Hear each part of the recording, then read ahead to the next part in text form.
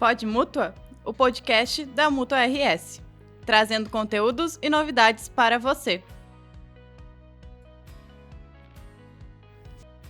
Sou Márcio Marum, sou diretor financeiro da Mútua, Caixa de Assistência dos Profissionais do Rio Grande do Sul, e já convido a todos para se inscrever no nosso canal da Mútua, acompanhar os nossos podcasts através do Spotify, e já passo a palavra direto para o nosso diretor-geral, que vai fazer a apresentação do nosso convidado do dia de hoje. Sou Paulo Palma, diretor-geral da Mútua do Estado do Rio Grande do Sul, e hoje nós estamos aqui com o nosso convidado, que, dentre todas as nominações dele, né, para nós hoje, uma importante, né, que é sócio da Mútua. É isso aí. Além de engenheiro agrônomo, de bacharel em Direito, de presidente da Restinga Seca, né, presidente também, atual presidente da FAMURS, né, já se encaminhando, né, Paulo, para findar uma gestão brilhante que tu teve, né? Tenho certeza que vamos discorrer um pouco sobre o assunto aqui, nesses breves momentos aqui, e queria, né, apresentar para vocês, então, Paulo Salerno, que pelas palavras dele aí vai ter a oportunidade de se apresentar hoje. Bom, primeiro eu quero dizer que é uma alegria poder estar aqui, né, com vocês, falando um pouco sobre gestão pública, sobre a FAMURS, sobre essa relação, né, também com os profissionais da área técnica, né, da engenharia, enfim, de todas as áreas aí que a Mútua também é parceira, né, e ser associado da Mútua é um privilégio, uma alegria muito grande, porque a gente consegue ver aí realmente a importância que ela tem enquanto Caixa de Assistência, né? E, como vocês disseram, eu sou hoje atual prefeito de Restinga Seca, estou, né, terminando meu mandato como presidente da FAMURS, no período de um ano que tive essa oportunidade de representar os 497 municípios gaúchos, e sou casado com a Nayane, que é nutricionista, que é servidora do município lá de Restinga, que atualmente está cedida aqui para o governo do estado, atuando como diretora do Departamento de Segurança Alimentar e Nutricional da Secretaria de Assistência Social do estado. Tenho 2 filhos, ainda do meu primeiro casamento, o Augusto, que tem 15 anos, e a Isadora, que tem 10 anos, vai fazer 11 anos agora no dia 6 de julho, tá? Vai chegando perto já do aniversário da menor, né? E tenho essa oportunidade hoje de poder estar prefeito do município, reeleito no ano de 2020, né? E com muita vontade sempre de poder fazer o melhor pela minha comunidade.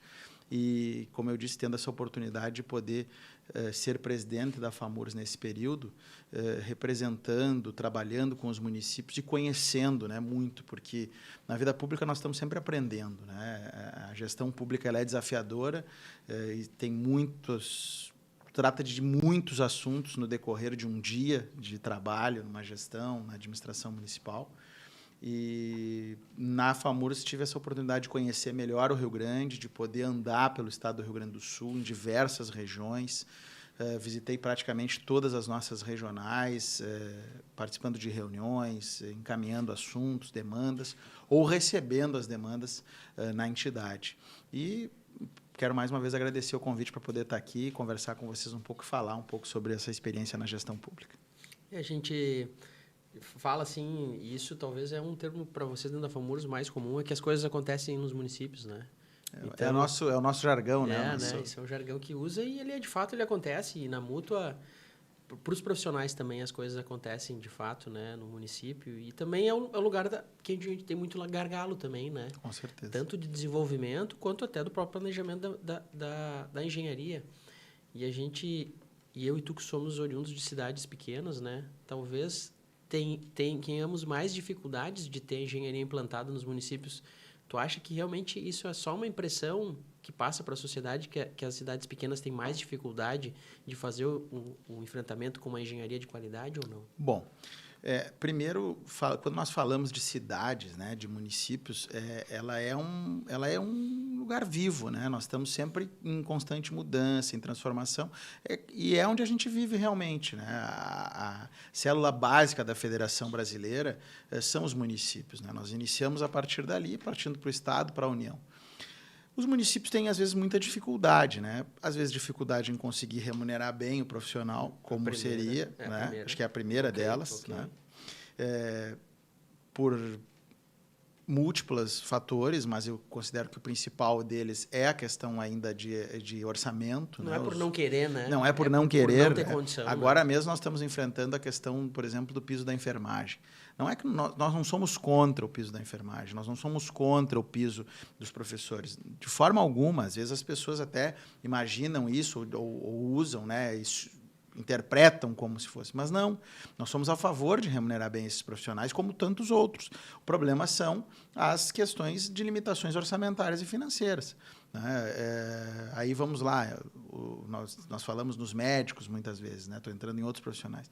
Nós temos o limite constitucional, o teto constitucional, que é o subsídio do prefeito. Então, além disso, tem outros fatores e outras limitações. E, muitas vezes, poder segurar um profissional da engenharia, que é uma profissão que... Aí são várias engenharias, né? Mas vamos falar na engenharia civil, que é uma profissão que muitas vezes nós encontramos dificuldade de conseguir ter engenheiros civis em todas as prefeituras. Seguidos, os prefeitos me dizem, eu não estou conseguindo ter engenheiro civil que fique no meu quadro. Por quê? Ou a remuneração é baixa, ou às vezes a cidade é pequena, o profissional quer ter uma outra oportunidade, quer buscar um outro tipo de vida, né? E, às vezes, a cidade pequena não traz isso tudo para ele, né, que ele deseja. E acaba que a gente, às vezes, não consegue ter. Então, os municípios buscam, muitas vezes, alternativas, né, de terceirização, contratação por consórcios, registro de preços. Hoje nós temos empresas que são especializadas em fazer projetos e ter registros, né, de área técnica, enfim, de outras formas. Então, os municípios buscam várias maneiras. E, às vezes, também, o município não consegue ter o rol de engenheiros ou de profissionais, vamos dizer que são aí... que estão no rol de profissionais do CREA, né? Sim. Todos eles. Né? A tua profissão, o geólogo, né? Os municípios, na sua grande maioria, no quadro teriam que ter, né, um profissional. Tem, né? Que é a cidade do Márcio, mas são muitas, poucos. As cidades grandes, de médias para grandes. Né? Aí, cidades médias, como Bagé, cidades grandes como Santa Maria, sim. Porto Alegre. Né? É uma exceção a cidade com menos de 50 mil habitantes que tem um geólogo no seu quadro, por exemplo. Né? Mas hoje a gente vê, por exemplo, engenheiros florestais, que é uma coisa que lá atrás não se tinha tanto. Já vemos no quadro, alguns quadros, engenheiros ambientais. Né? São profissões que eu vejo assim que, ao longo do tempo, passaram a ter mais oportunidades também na gestão pública. Porque lá atrás nós falávamos muito no engenheiro agrônomo, no engenheiro civil, e o resto vinha ali, né? Verdade. É que tem também uma questão do florestal, pegar esse gancho, que é a formação do florestal é ali em Santa Maria, né? Então, como tu está perto de Santa Maria, tem ali Frederico. Hoje tem Frederico. Então, tu acaba tendo, né, uma certa demanda também de profissional conforme o mercado das instituições de ensino te entregam, né? Então, tu vai ter florestal porque tem ali. Senão, se tu tá lá em Torres, não tem. Porque não tem. Claro, eu conheço... É que tu tá falando que tem, mas tô falando de maneira genérica. Mas eu vejo que hoje a gente já vê mais profissionais, outros profissionais das engenharias, né? E, enfim. Então, mas são gargalos que a gente tem. Eu considero que o principal dentro de todo esse processo ainda é o orçamentário. Porque tu não vai conseguir remunerar como tu imaginaria, ou às vezes um piso de categoria ou coisa assim. Salário mínimo profissional. Salário mínimo profissional, no caso, né? É difícil para os municípios conseguirem chegar a isso para todos os profissionais do seu quadro. E aí tem aquela coisa. Prioriza a educação, prioriza a saúde, prioriza... Tu vem colocando, né, elencando aquilo que é prioridade que tu vai ter que acabar tendo. Não tem como tu deixar uma escola sem professor, né? Não tem como tu deixar um posto de saúde sem ter um médico, um enfermeiro, uma equipe mínima para atender, né, a atenção básica. Até porque tu tem a obrigação legal de cumprir... De cumprir com percentuais também, né? Tu lembras bem. 25% no mínimo em educação, 15% no mínimo em saúde, né? E a grande maioria dos municípios, hoje, em média... se investe em torno de 29% em educação e em torno de 19% ou até mais, já 21% em saúde. Depende muito do ano, né? Tem anos que, tipo o ano da pandemia, saúde foi um ano que, inclusive, tivemos problemas na questão da educação, porque muitos municípios não conseguiram atingir os 25%. Foi feita, inclusive, uma emenda constitucional lá, liberando os anos de 20 e 21 para que os municípios que não aplicaram os percentuais mínimos em educação pudessem, então, aplicar a diferença em 22 e 23. E não sofresse sanção. E não sofresse sanção por responsabilidade fiscal. Né? Interessante. É importante a gente vê também dos municípios menores, falando da estrutura, muitas vezes, dos municípios, né? E muitas vezes dando o exemplo dos municípios menores, que muitas vezes tem um profissional só. E imagina que a gente, até em função da nossa fiscalização, como é que a gente vai fiscalizar e aprovar o nosso próprio projeto, né? A gente tem esse problema, né? Que a gente, até como fiscalização, a gente já teve no lado da fiscalização, como do CREA, tinha que achar alguma ferramenta para dar suporte para esses pequenos municípios, ou se consorciar muitas vezes com as entidades de classe, que possam oferecer alguns profissionais do município através do consórcio, ou algum registro de preço. Mas gostaria de fazer uma provocação, prefeito, né? Até fiz umas perguntinhas essas dos nossos aqui. Né? Um prefeito com formação técnica na área de engenharia ou de agronomia, achas que seria um diferencial para uma melhor escolha nas ações dos municípios?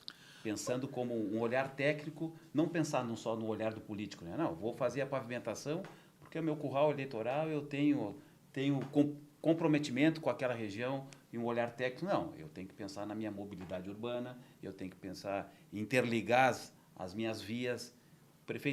Um prefeito com esse olhar técnico, com essa formação técnica, tem esse desafio? Eu acho que é um diferencial do profissional e também muito da forma de tu enxergar a gestão, né? Eu dou exemplo, por exemplo, lá em Restinga. Quando eu acabei me tornando prefeito, eu já tinha sido vereador, vice-prefeito anteriormente, concorrido a prefeito em 2012 e acabei perdendo, retornei em 16 e reeleito em 20. Eu botei prioridades no seguinte sentido. Muitas pessoas às vezes dizem o seguinte: tem que asfaltar o centro da cidade, tem que... Eu concordo, fica bonito, tu dá um outro visual, mas antes disso eu tenho que mexer na questão de saneamento básico, eu tenho que mexer no abastecimento d'água, eu tenho que mexer nas águas pluviais, né? Porque às vezes eu tenho uma estrutura, eu chego às vezes a ter ruas no meu município que eu não tenho nem tubulação de água pluvial, porque antigamente se calçava, não, a água corre toda pela rua, por cima, né, pelo leito da rua. Então, tudo isso eu tenho que prever. E eu disse, não, enquanto eu tiver gente pisando no barro ainda, comendo poeira lá nas vilas, em locais onde não tem ainda infraestrutura urbana, eu vou priorizar fazer essa infraestrutura para também depois pensar em outras. E aí eu deixando planejado. Eu já tenho, por exemplo, um projeto lá de escoamento de toda a água pluvial nova da cidade, porque eu tenho um problema mais no centro da cidade.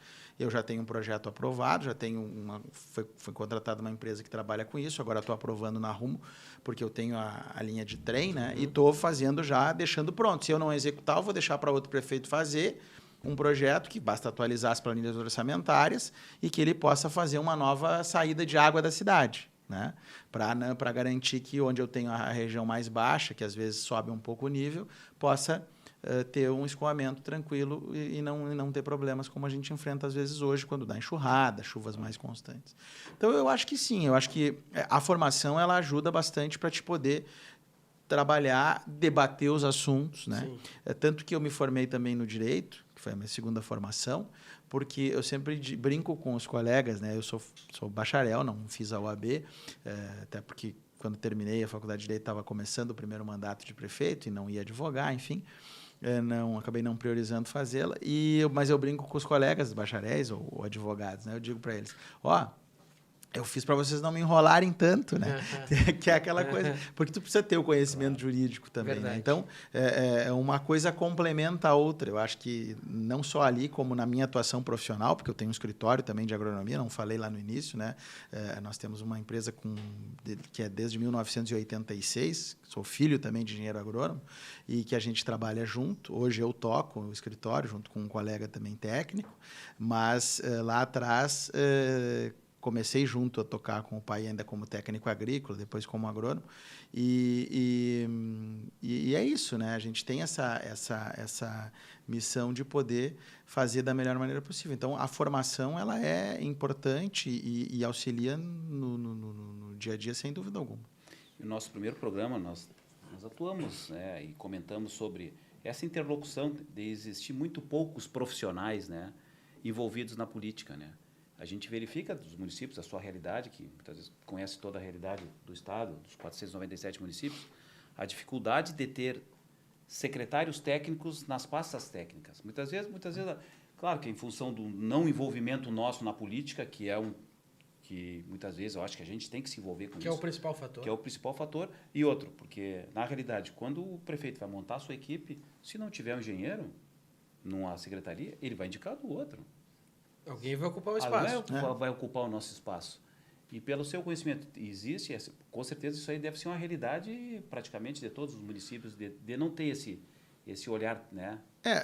Por exemplo, quando eu comecei meu primeiro mandato de prefeito, meu secretário de obras foi o engenheiro da prefeitura que eu convidei. Ele ficou por um período, depois acabou optando lá por sair, depois eu acabei colocando políticos, né, que tocaram o trabalho, enfim, mas sempre com uma relação também que eu disse, tem que conversar com a engenharia, Dependência tem que colocar... com o responsável. faz claro. parte, né? Mas, realmente, são poucos os profissionais que, às vezes, querem atuar na política, né? Ou querem se aproximar. Primeiro, porque tem aquela coisa assim, parece que político não pode ser bem remunerado. Né? Essa é uma questão. Porque é muito o subsídio de um prefeito, né?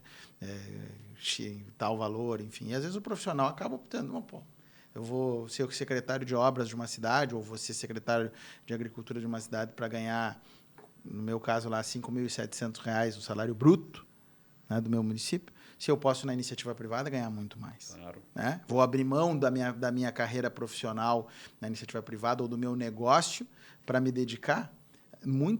São poucas as pessoas que pensam realmente, não, eu vou me dedicar, eu vou me doar nesse período, ou eu tenho vontade. É quem está no meio. Eu me considero político, Claro. né? Com a formação técnica, com a atuação também no meu trabalho, mas eu optei hoje na minha vida por fazer política, por ser um gestor público, né? E sempre tentando me aperfeiçoar, melhorar naquilo que faço.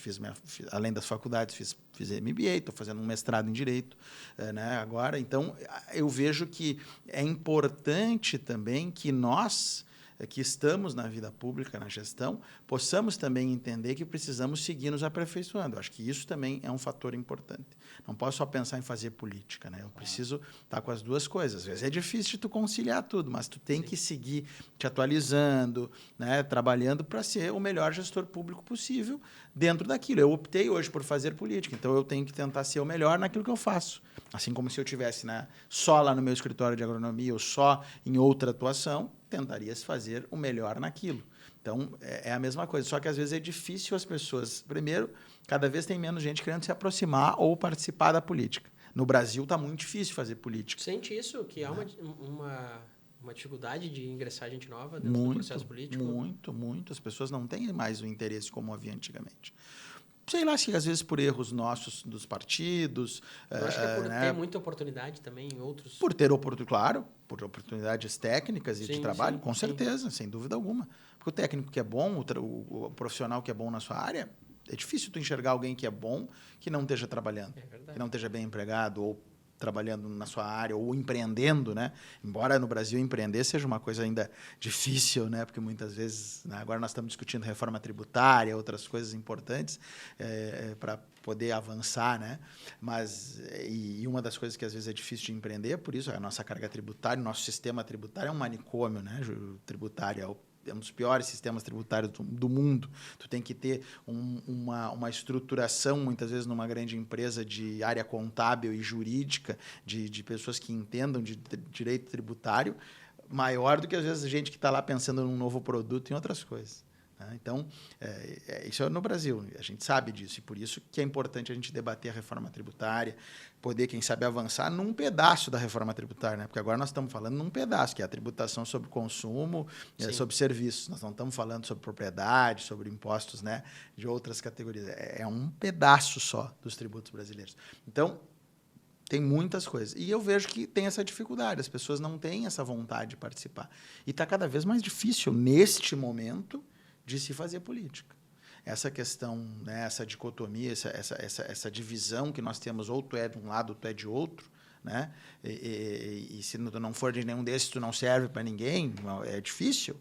Né? Eu tenho uma visão, eu sou do MDB, que é um partido de centro, né, que tem gente boa, tem os problemas também, como todos os partidos. Não tem nenhum partido hoje no Brasil que não tenha os seus problemas. Né? Quando nós tínhamos lá atrás um partido que esse partido não tem problema, e criticava todo mundo, depois foi governo, veio para o governo, sofreu os seus problemas, teve os seus reveses. Hoje estamos todos no mesmo nível, falando em partidos políticos. Mas nós precisamos ter a capacidade de conviver com as pessoas, de saber discernir. Que se nós discordamos politicamente, nós podemos conviver em sociedade. Nós podemos discordar ideologicamente, discordar politicamente, mas nós precisamos ter a capacidade de conviver em sociedade, de saber discernir aquilo que é a nossa divergência político-partidária, político-eleitoral e olhar para o mesmo lado. Eu que sou prefeito de uma cidade pequena, sempre digo, eu conheço todo mundo me conhece. Todo mundo sabe dos meus defeitos, todo mundo sabe, a grande maioria sabe das minhas virtudes. Então, eu não preciso ficar criticando o meu adversário por criticar, por falar mal do cara, só para poder, quem sabe, ganhar um pouco mais de eleitores. Este julgamento a população vai fazer de qualquer maneira. Então, é falar naquilo que tu quer fazer, é mostrar o que tu pretende para a cidade. Eu sempre trabalhei muito assim, né? Tanto é que, por exemplo, eu não rebato de críticas, às vezes, em rede social, que eu vejo que é infundada. Eu tento levar para a própria rede social, que é uma loucura também, né, hoje, a mesma vida que eu levo no meu dia a dia. Eu não sou uma pessoa de estar brigando, de estar discutindo, eu escuto, divirjo quando tem que divergir, coloco a minha opinião quando tem que colocar, sou mais forte quando tem que ser mais forte, mais áspero, mas procuro ter diálogo, procuro tentar fazer uma política de construção. Eu acho que já é difícil assim. Se eu começar a brigar com todo mundo ou ter essa coisa de não poder conversar com quem é meu adversário, bom, aí eu vou ficar louco. Até para ter uma própria interlocução com a própria Câmara, né? Hoje Sim, tem um papel sem importante dúvida hoje. alguma. Eu acho que muitas vezes a gente tem que separar os adversários, né? Mas e pensar na comunidade como em si, como o fiel da balança, né? Nós temos que pensar na comunidade, né? Em função, e muitas vezes a gente polariza isso aí, muitas vezes deixa de se pensar na comunidade e ações, porque não, eu não vou aprovar o projeto desse prefeito porque vai ganhar mais votos aqui, não vou referir a isso. Mas é assim que as coisas funcionam. É assim, mas muitas vezes... E não, eu diria até na maioria dos lugares que os processos são... Eu vejo que a gente tem uma safra nova também dentro da política, né? Eu tenho muita esperança, muita expectativa de que nós possamos passar por esse ciclo. Vou falar aqui, Bolsonaro e Lula. Eu acho que esse ciclo vai passar. Tem que né? passar. Até porque né, já estão passando, né, já estão com uma idade mais avançada. Eu acho que isso vai passar. Nós passamos por 2 fenômenos. Bolsonaro e Lula são 2 fenômenos eleitorais. Né? Um de direita, outro de esquerda. Perfeito? E acho que é assim que temos que considerar essa questão.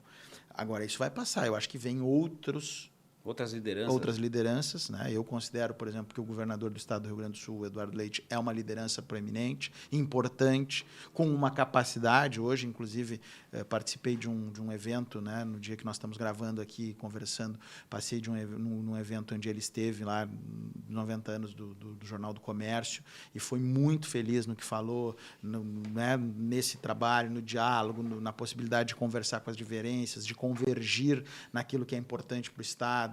Então, eu vejo que nós temos aí uma condição futura, e cito outros, o próprio governador de São Paulo, né, engenheiro também, o Tarcísio, o próprio governador Zema, né, que tem seus momentos de divergência, tem suas posições, mas nos parece assim que tem uma condição de conseguir construir de maneira melhor as convergências. Eu acho que esses são os caras que são o que tu chamou de novo antes.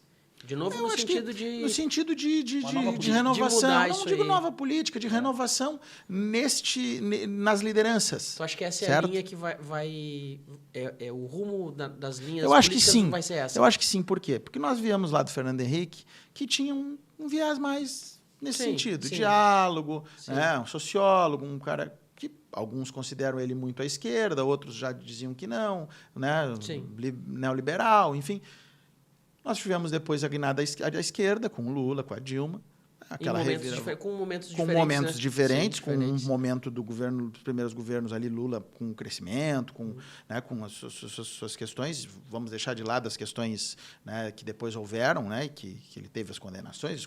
Não vamos entrar nisso, porque senão nós vamos passar a noite discutindo e debatendo.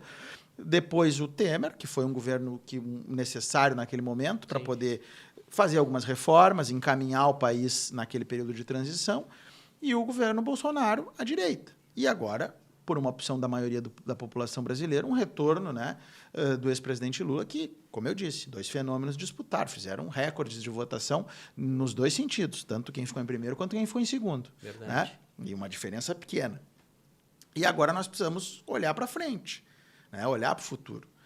Eu vejo que o atual governo ele fala lá em união, em reconstrução, mas o discurso não é bem esse. Né? O discurso, às vezes, destoa disso. Mas, enfim, a gente sabe que nós seguimos, né, com esses 2 polos e vamos ver se vem um polo novo que possa furar essa bolha. Né?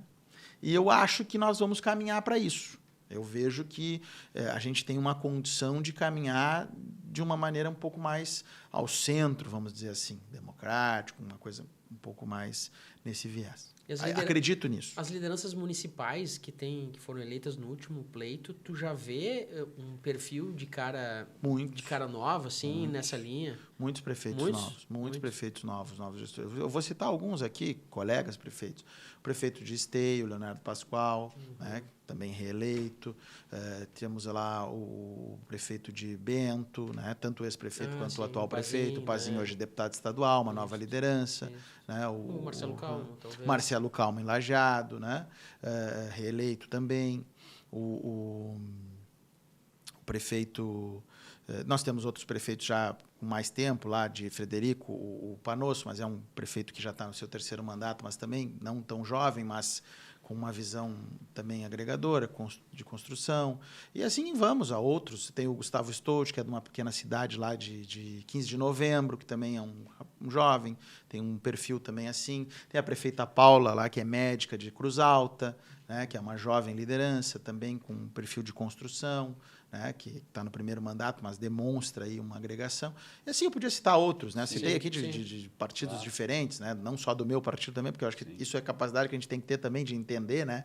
Tem pessoas boas e com condições em todos os partidos. Verdade. Então, a gente vai divergir no período eleitoral, no momento, mas depois nós temos que construir. É o que hoje nós temos no Rio Grande do Sul, um governo que está tentando construir, com mais dificuldade um pouco do que o 1º mandato, com uma base um pouco menor, mas que está tentando fazer essa construção aí, né? O governador Eduardo Leite e o Gabriel, que também é um jovem, né? Veterinário, não é agronomia, veterinária, está tudo próximo, né? Também. Claro. Certo. Enfim. Mas essas ações é importante, essas novas lideranças, né? Comentando também, o nosso prefeito da minha cidade também foi reeleito com a primeira votação, fez 70 e tantos %, quase 80% dos votos. Ah, sim, Divaldo. Depois, na segunda, fez 50% dos votos. Né? Fez bastante coisas estruturais no município. Né? A gente sabe que o antigo governo do PT tinha ficado 16 anos, né? Então tinha toda uma... Né? Sim, uma mudança de... Dudu, e depois... Né? Cada um foram 16... E é salutar essa troca de ciclo. A mudança, ela faz parte do processo político. Tem algumas cidades que não têm uma mudança tão grande. Por exemplo, vou dar o exemplo de Santiago, né? Que o prefeito Thiago Gorski lá, que também é reeleito, também é outro gestor que podia citar. Aí vou falar lá no Bonotto, no Divaldo, o prefeito Rony de Uruguaiana, tem várias lideranças jovens hoje, né? O próprio prefeito de Dom Pedro também. O Mário Augusto é um dos meus vices, inclusive na FAMURS, né? O atual prefeito de Itaqui, o Leonardo Betim, também é um jovem, enfim, que, né? PL, falei de vários partidos, né? O Thiago Gorski, né, que é reeleito, é um grande prefeito, gestor, administrador, com mestrado, com doutorado, professor universitário, que se participou da política, resolveu entrar, gostou e foi participar. Agora, me parece que está voltando para a iniciativa privada, está com outros planos. Tem o Iura, prefeito de Marau. Bom, eu vou lembrando de vários aqui agora conforme Santiago é um vem, case, né? De uma manutenção. Santiago é isso que eu ia falar. Santiago é um case de um partido praticamente todo o período. Acho que teve só um governo. Que foi o Vulmar Leite. Um engenheiro agrônomo. Que pelo MDB. Furou essa. Somente um. Só o Vulmar Leite. Depois o PP manda lá, vou falar o Partido Progressista também tem há muitos uma coisa anos. Assim, o PT, em um determinado momento, com o Schmidt, com o deputado, assumiu, mas o PP tem uma ascendência muito grande dentro da ali gestão. Do lado de Lajeado, um grande prefeito, um grande gestor, que está no 4º mandato, o prefeito Paulo Corros, né? Sim, de Santa Clara do Sul, um grande amigo, inclusive parceiro aí, a gente tem muitas modelo, caminhadas da juntos. região, uma cidade modelo. É um, Santa Clara, muito um bacana. gestor de mão cheia, não, senão não seria 4 vezes prefeito, né? Não teria feito sucessores, já está lá um bom período, né? Trabalhando na cidade, uma cidade muito bem organizada, planejada, né? E como, agora voltando para a FAMURS aí, já que tu está se encaminhando também lá para o fim do teu mandato, o que tu acha que a FAMURS tem condição, em termos de engenharia, de propiciar condição para os engenheiros, para as cidades e tentar criar um movimento da engenharia dentro dos municípios? Olha, a gente, inclusive, assinou um termo de cooperação, né, com o CREA, no sentido de fomentar, né, as parcerias, enfim, nesse último período importante, e com várias outras instituições. Né? Nós procuramos aí nos aproximar da UAB, do CREA, do Conselho Regional de Farmácia. A farmácia, a gente tem um trabalho muito interessante com essa questão, principalmente na judicialização de medicamentos. Nós criamos uma plataforma que chama-se Oportuniza Saúde e Oportuniza Assistência Farmacêutica. Primeiro, uma para buscar profissionais na área de saúde, que é o Oportuniza Saúde, que são vagas que os municípios colocam na plataforma e buscamos profissionais pelo país. E a outra, que é o Oportuniza Assistência Farmacêutica, onde a gente trabalha a questão de poder colocar as listas de medicamentos dos municípios ali para que a Defensoria Pública, para que o Ministério Público, para que o próprio cidadão entre na plataforma e consulte se o medicamento está na lista, se não está na lista, se tem disponível no seu estoque, nas farmácias, em qual farmácia pode estar. Porque às vezes haviam questões de judicialização em medicamentos que numa cidade maior não tinha numa farmácia, mas tinha em outra. Sim. Né? E aí acabava criando toda uma questão. Então, já temos hoje mais de 200 municípios nessa plataforma, que foi uma parceria entre o Conselho Regional de Farmácia e a FAMURS. Então, são muitas as ações e possibilidades. Acho que a FAMURS tem essa condição. A gente abriu isso muito forte nesse mandato, com o Conselho de Administração, o CRA. Inclusive, vamos fazer a primeira premiação, vai ser a primeira federação do país, representante de municípios, a premiar os primeiros colocados a nível estadual no IGM, que é o Índice de Governança Municipal, que é um índice que foi desenvolvido pelo Conselho Federal de Administração e que nós aqui, através de uma cooperação com o CRA e o CFA, agora no nosso congresso, dia 6 de junho, nós vamos premiar nas categorias lá os melhores municípios no seu índice de governança municipal. Já divulgaram Já divulgamos. Eu não vou lembrar de todos de cabeça, mas Horizontina, numa das categorias, Pelotas, em outra categoria, São José do Norte, se não me engano, também. Não vou me lembrar, não sei se Lajeado... Bom, não vou falar, porque dali a pouco eu posso esquecer de algum aqui ou errar, mas enfim, a gente está ali, né? Até fiquei muito feliz, porque o meu município, por exemplo, ele é o sétimo no estado, no IGM, na categoria que nós estamos, que Horizontina ficou em primeiro, mas ele é o primeiro lugar em gestão no país. Legal. Não só no Rio Grande do Sul. Nós estamos com a melhor nota do índice de governança no quesito gestão, porque eles têm 3 quesitos. O quesito financeiro, gestão e mais um que agora não vou lembrar bem o nome, qual é ele. Mas no índice de gestão, Restinga Seca está no primeiro lugar do país como o melhor índice de gestão entre 1.200 municípios que fazem parte daquele grupo, se não me engano, grupo 3 que nós estamos, que são municípios com um PIB até um certo valor e com até 20 mil habitantes. A relação é PIB e população. Isso. Aí tem uma matriz que... E aí tu tem uma matriz lá que vai fazer o índice de governança. Que aí traz a parte financeira, a parte de gestão e as outras áreas. Sim. E aí tem vários índices lá, educação, saúde, saneamento, todo o Brasil. Não em todos os municípios ainda, porque eles não conseguiram chegar em todos, mas em todo o Brasil. E aí são grupos. Os dados dados públicos. Da transparência. Dados do Siconf, dados do IBGE, dados do IDEB, dados da base lá do Cines. É bem interessante. Se não me engano, eles fazem desde 2021. Então, acho que teve 21, 22 e agora 23. Muito interessante. Legal. Parabéns. Com os conselhos. Eu acho que a gente tem muito para avançar. Prefeito, então, pela sua experiência junto à FAMURS durante esses 2 anos, 3 anos? Um ano. Um ano? Um ano. É muito rápido. Os mandatos lá são de um ano. E eles ainda são no meio do ano, assim, né? Meio do ano. De meio a meio. Para não pegar o cara no início do mandato, né? Porque senão o cara não consegue se mover dentro da sua cidade. O cara não consegue. É difícil. Então, durante esse um ano, o que o senhor acha que a presidência da FAMURS lhe deu como experiência, lhe trouxe mais bagagem, vamos dizer assim, para levar todo esse conhecimento, essa troca de experiência com os demais municípios para a Restinga Seca? Olha, eu considero que é uma experiência única, né? Assim, uma oportunidade. Eu sempre digo que nós temos oportunidades, né? Eu tive a primeira oportunidade lá em Restinga, que a população me deu, de ser vereador, de ser vice-prefeito, de estar prefeito nesse momento. E sou muito grato às oportunidades que sempre tive. E agora a oportunidade de representar os 497 municípios como presidente da FAMURS. Uma experiência muito gratificante, muito importante para a vida, né? Um conhecimento assim de Estado, de federação, né? Com a CNM, que é a nossa Confederação Nacional de Municípios. Tivemos uma proximidade muito grande com o presidente Paulo Zilkowski, que já está aí há alguns anos, já tem uma experiência, né? À frente da confederação, e nós participamos ativamente, né? Da confederação, das discussões, do conselho político. Então, primeiro, poder conhecer melhor as realidades do Estado e as diferenças, né? Porque o nosso Estado é grande, ele é um Estado que tem diferenças regionais, tantas quantas nós temos no Brasil. Né? Porque se nós pegarmos lá a fronteira e compararmos com o norte, compararmos com a região metropolitana, com o litoral, né? com outras regiões, o noroeste, né? com a zona da produção. Então, tem muita diferença entre as regiões no Rio Grande, e então a gente consegue ter essa visão, poder viajar, poder andar pelo estado, visitar municípios e conhecer realidades e formas até de gestão. Programas que os municípios fazem. Nós fizemos o Boas Práticas, por exemplo, que é uma premiação que premiou 45 projetos de diferentes municípios. Tiveram municípios, inclusive, premiados em mais de uma categoria, que esse ano vai ter 16 áreas que vão ser, nós aumentamos mais uma, eram 15, eram 45, agora nós vamos ter 16, vão ser 48, né?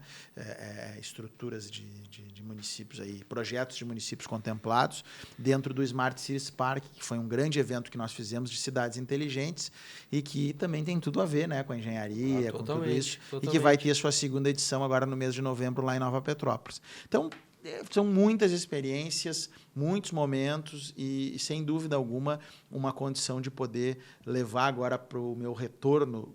Não, eu sigo o prefeito, né, mas o meu retorno mais efetivo de estar todo dia na minha prefeitura e com trabalhando com essa bagagem, Claro. com certeza muda muito a visão e o final de mandato agora, com todos os desafios que nós temos. 2 anos muito difíceis, este ano e o próximo. Em função até da própria escassez hídrica dos municípios também. Escassez hídrica, redução de orçamento em função do ICMS, né, das reduções lá dos combustíveis, redução daí também do Fundeb, né, porque o ICMS faz parte da formulação do Fundeb, e encerramento de mandato. Né? Nós precisamos deixar as contas em dia, seguir pagando em dia e deixar em dia lá no final do ano que vem, em 2024. Mas eu considero que o gestor público que está no mandato de prefeito, e eu levo isso muito do meu mandato, sempre falo muito isso, eu preciso deixar a cidade da melhor maneira possível, pensando que quem venha depois de mim possa fazer um trabalho tão bom quanto o que eu fiz. Então, aproveitando a sua visita aqui, né, com certeza o senhor tem o contato com os 497 municípios, a gente verifica que não existe muitos investimentos nos núcleos técnicos de engenharia, de agronomia, né, até a própria arquitetura dos municípios. Pode já ter uma peculiaridade, né, que o prefeito juntou a grande maioria dos técnicos, você juntou todos num grande salão ali, né? Então temos praticamente mais de 20 profissionais, né? E hoje tem uma peculiaridade, o prefeito sempre foi o sonho do prefeito Divaldo, nós temos o 3º turno. Sim, eu já vi sobre isso. Então a gente tem um banco de projetos muito grande referente a isso. E aí, mas aproveitando a sua visita, que a gente verifica que não existe tantos. O prefeito traz recurso para a patrola, traz recurso para a retroescavadeira, para a própria saúde, que é salutar, mas tem que pensar na parte do núcleo técnico. A gente tem uma dificuldade, muitas vezes, de equipamentos, e a gente sempre manifesta com os prefeitos, com os políticos que vão nos visitar, a cidade se move através dos nossos projetos. Se não tiver projeto, não tem desenvolvimento. E bem feito, né? E bem feito. Hoje a gente tem uma peculiaridade de ter uma excelência nos nossos projetos. Então, essa é uma demanda que eu gostaria que o senhor levasse, esse chamamento, que os próprios políticos possam ter um olhar especial dos núcleos técnicos que possam equipar melhor. Eu acho que, para encaminhar esta pauta, e é importante tu trazer, porque realmente o que nós temos hoje é o seguinte: nós não temos recursos, muitas vezes, lá de emendas ou recursos que poderiam vir específicos para trabalhar isso. Agora, claro, nós temos essas emendas novas que nós estamos aprendendo ainda a geri-las, que são as chamadas emendas PIX, né, que é as de uso sem vir com uso já vinculado, né? Uhum. Mas eu acho que é importante, dali a pouco, nós podermos ter uma condição de termos recursos para custeio dos núcleos de técnicos, né? Como nós temos hoje o custeio em saúde, que não existia lá atrás, foi criado. Como tem também o custeio para os hospitais, para o MAC, né? E, de repente, poder ter um olhar nesse sentido, de termos um recurso que possa ser aplicado no custeio. Na compra de um veículo, às vezes, novo, que precisa para fiscalizar, né? Que eu sei que os municípios, os engenheiros normalmente passam por isso, no meu município não é diferente. Nos softwares, né? Porque, tipo, esses dias lá, um software desses de desenho, né? Nós compramos com um recurso livre. Sim. Porque era o recurso que nós podíamos aplicar para aquilo, né? Mas, às vezes, as prefeituras, em vez de poder comprar licença para todos os técnicos, compra 2, 3 licenças, né? E divide aquilo ali. Então, para poder conseguir. Então, eu acho que é uma pauta interessante que vocês nos trazem e que, sem dúvida alguma, a gente tem que pensar nesse sentido, de poder, quem sabe, ter condições de ter recursos para isso. Pode se pensar e ter recursos, porque a gente verifica que esses municípios tem certas dificuldades, até em função da própria qualidade dos projetos, né? Obviamente, a topografia, né, que é primordial, o carro da fiscalização. Então, levo esse nosso sentimento dos nossos colegas lá, principalmente de Bagé, mas a gente conhece a realidade praticamente de todos, que a gente tem conhecimento das entidades de classe, que eu acho que é uma pauta importante dessa referente a isso. Obrigado, Paulinho, né, cara? Primeiro, por ser um divulgador da Mútua, né? Isso para nós já é o primeiro agradecimento, né? O outro é por tu ter vindo aí, disponibilizado um espaço na tua agenda para falar do teu momento na FAMURS, e outro por representar a engenharia, né? Para nós que somos dentro do sistema, precisamos de pessoas que nem tu, que mostram a engenharia tem capacidade de mover o processo político. Nós achamos isso muito importante. Te agradecemos de coração a vinda. Tu sabe que a Mútua é tua parceira, está sempre de portas abertas para ti. Da mesma forma. Obrigado, esse foi o Pod Mútua. Se inscreve no canal, no Spotify, no YouTube, né, Marcinho? É isso aí.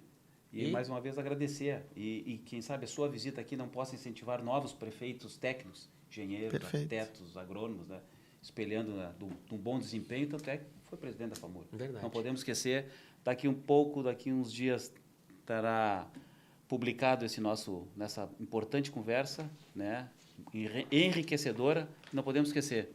Vem para a Mútua. Esse foi o Pod Mútua, o podcast da Mútua RS. Foi um prazer tê-los conosco. Nos vemos no próximo episódio. Até lá!